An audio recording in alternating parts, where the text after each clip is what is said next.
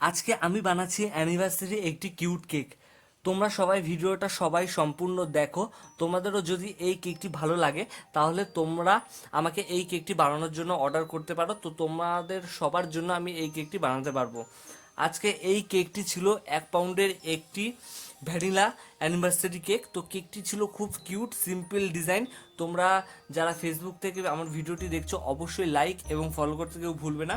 আর যারা ইউটিউব থেকে দেখছো তারা অবশ্যই সাবস্ক্রাইব করবে, আর ভিডিওটি ভালো লাগলে অবশ্যই লাইক করবে।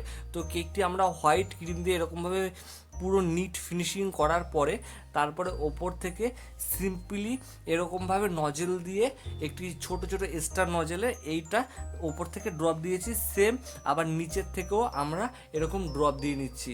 আর কেকটি অ্যানিভার্সারি কেক খুব সিম্পল, এরকম চারিপাশ থেকে ছোট ছোট ছোট ছোট আমরা লাভ দিয়েছি রেড কালারের, আর ওপরেও আমরা এরকম ছোট ছোট চারিপাশে লাভ দিয়েছি।